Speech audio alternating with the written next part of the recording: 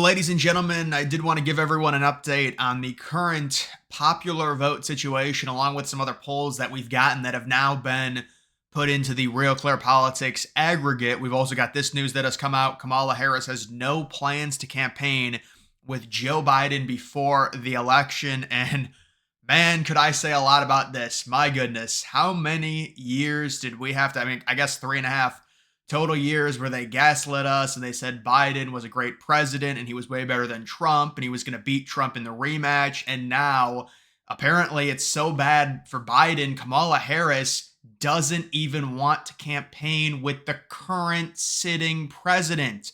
I also think there's some dynamics with Biden not really liking Kamala, but it's just remarkable that after all of this, after all of, oh, Biden's so good, the economy, don't pay attention. It's still good. Look at the overall job growth. Oh wait, that's all false. Look at the low crime rate. Oh wait, that's false. This is what we get. She doesn't even campaign with Biden after all of this. It's just so hilarious. But so there is that. And again, there's a rift there. And it's clear that Biden is probably too old to campaign. And remember, they were saying that Biden was going to beat Trump. The guy can't even campaign. I mean, imagine trying to get him through another campaign. Just back in June, they were saying that Biden, and even some of them, after the terrible debate, they were saying they still wanted to stick with Biden. And even some of them now are saying maybe we should have stuck with Biden because of how bad Harris is. But it's just remarkable how the dude is the sitting president and this is the VP and she won't campaign with him. And then they try and say that Trump has horrible relationships with all of his cabinet from 2016 and that they all hate him now. This is the VP and the president that won't campaign with each other, with the VP trying to run to be the next president and the election coming up in 2 weeks. So it's just remarkable. But there is that. We've also got this Pennsylvania, Trafalgar, very unbiased pollster, Trafalgar. They've got Trump sitting +3. They've got McCormick up by 0.5 point. Their last poll had Trump +2.5 or a little bit under that. And how about Casey +1.8? So McCormick is making a little bit of a surge in Pennsylvania. And yeah, right now, when you look at Pennsylvania, you look at the early voting, you look at the fake firewall that Dems think they have set up when it's just pure cope. It's not even close to the numbers they were getting in 2020. They're probably going to lose Pennsylvania by 3 to 3.5 points and very likely going to lose the popular vote as well. And so now they're flailing and they're just having so many meltdowns every single day. Now you've got the AP trying to carry water for them. If he wins next month, Donald Trump would be the oldest person to ever be elected president.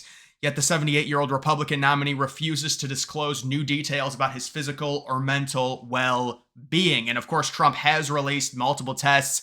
Everyone knows Trump is fine. This is their last-ditch effort to go after the health, and the reason the reason they're bringing it up now is because they knew it would make them sound like disgusting hypocrites because of how they treated Biden with his health. And before the terrible June debate, they were saying Biden's going to be fine. He's going to beat Trump. His final year in office would be like 85, 86. It's just ridiculous. So this is like they're like, all right, we're definitely going to lose. We got to do something now. And none of this is going to hit because it's just so disingenuous. The entire media, the way they've treated Biden and his age and his cognitive ability, and think about what they did and how badly they gaslit everyone back when Biden was having all those mess ups before the June debate.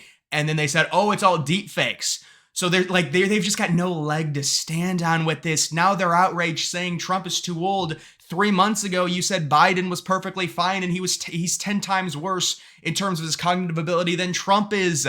It's the boy who cried wolf. Nobody believes you. This is not effective. And they know it's not. That's why it's a late in the ball game type thing they're doing where they're attacking him based on his health and how old he is. It doesn't really matter. You've also got the Senate. This is Polymarket. Actually, you know what? Let me go to the actual update here that I wanted to talk about. So you do have the Atlas Intel poll. This is just the general popular vote. Kamala Harris sitting basically +1 or +0.9 if you want to be technical. You've got the Trump +3. You've got the TIPP Trump +2. You've got an Emerson Harris +1. You've got the Rasmussen Trump +2. You've got a Fox News. Remember, they've underestimated Trump. Everyone looks at this. They say Rasmussen and Fox, they're biased. Well, no, that's not true. Back in 2020, both of them underestimated Trump's performance, and they've also got Trump +2. You've got some other polls, Morning Compost, Harris +4, really helping her out. Marist with the horrible, ridiculous sample that's really weighing her up and helping her. Once that crap gets out of the the average, we're going to see Trump possibly tie this overall average or at least be down by like 0.2 or 0.3. This day in 2020, Biden was sitting plus 8.6. He only won the popular vote by around 4.2. So that's a 4-point deviation from what Biden was up by. Trump overperformed by 4 points. You go back to 2016. This is what we're talking about, where Trump, when he closes, but in both 2016 and 2020, the polls just get better and better and better and better for him. And now we're starting to see it. Harris, Harris, Harris, Harris, Harris, Harris, Trump, Trump, Harris, Trump, Trump. And then the next three, Trump, Trump, Trump, tie, Trump, Trump. Like, that's what we're going to see. And Trump's just going to go ahead in terms of the popular vote. That's what I expect. They're going to have to start oversampling Dems by like 12. And then they're like, oh, it's a real poll. Oh my God. We're going to get a new Marist poll that has Harris up by like 2 and it's oversampling Dems by like 13. And liberals are like, this is so possible. It's going to happen. Oh, it's going to be an electorate, plus 13 Dems, even though Gallup says it's plus 2 Republicans and they haven't been wrong in the last 6 elections. But see, I mean, they've got nothing left. It's, so it's like these people, they're twisting themselves into a pretzel. Trump is very likely at this point going to win the popular vote. It's getting closer. I can't say for certain. I got to see more polls and everything like that. But I'm just saying, when it gets to the end, Trump tends to perform even better when it comes to these national polls. He did in 2020, and especially in 2016, he started performing a lot better. And so could we get, going into election night, when it comes to the overall average, Trump sitting +1, +2 when you get some of these crap outliers like the morning compost and Marist out? Yeah, it's probably going to be Trump about +0.5 to 1. And then when you look at the calculations and the experts, it's about a 1.5 to 2 point Trump victory, and all of them, it's all aligning. Look at Atlas Intel. They've been on the money. This is 3 straight months now where they've got the exact same thing. It's Trump +3, Trump +3, Trump +3. Now TIPP has to come out and admit Trump is up by 2 after they had Harris up the entire cycle, and recently they've had to change it. Even Emerson is admitting it's basically 50-50. Emerson, normally it's like, they say with the popular vote, it's like Democrats +4, +5. And so look at this. It's going to flip, I think. It'll flip at a certain point, or it'll at least get really close. And really, you take a look at the betting odds. This is what we're looking at, and they cope and they say, well, it's poly market. It's just people manipulating it.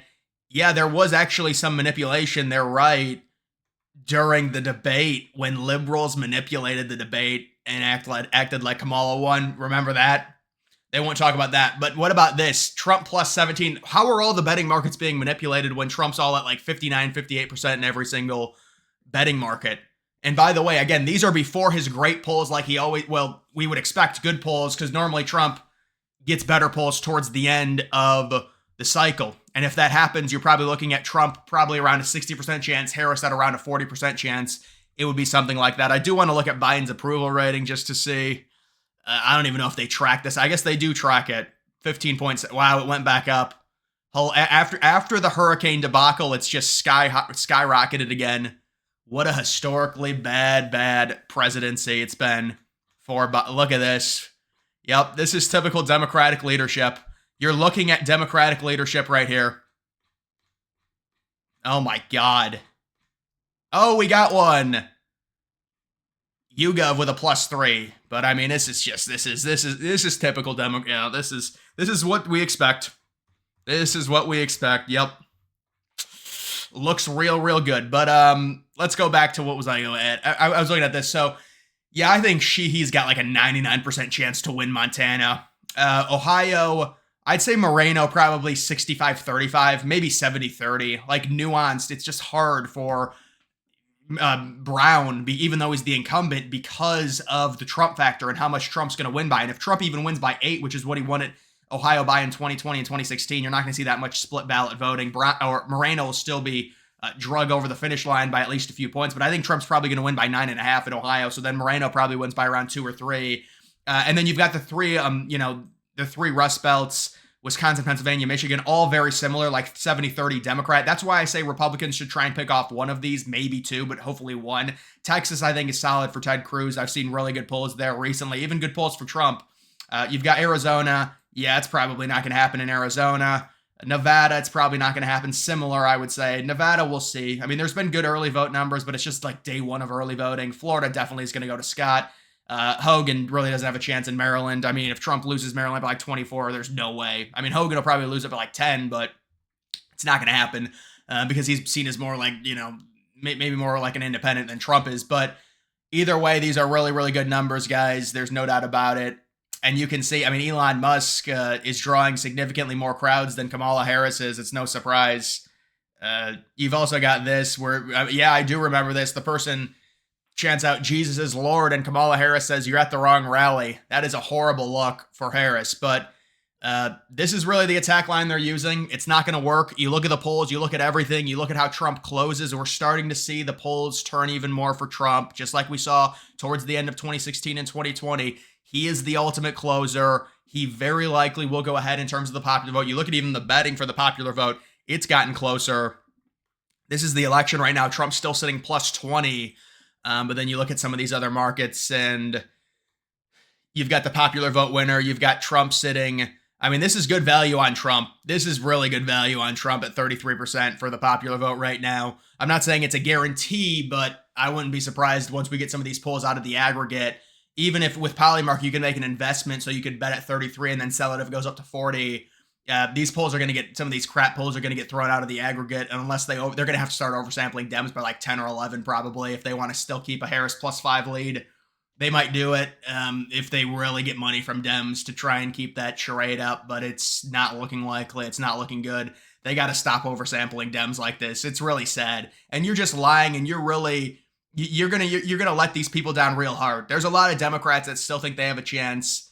It's like, it's like believing in the Easter Bunny, believing in Santa Claus, believing Kamala's going to win. None of it's real. None of it's going to happen, So it's like, she's just not going to win. And these people, they still believe it. I guess it'll make for a better election night meltdown. So we have that to look forward to. But, obviously everyone go out and vote. I'm not saying it's guaranteed, but, you just have some fun with these videos. But either way, guys, that is going to do it for this video. Make sure you follow me on X. Link to that's always in the description.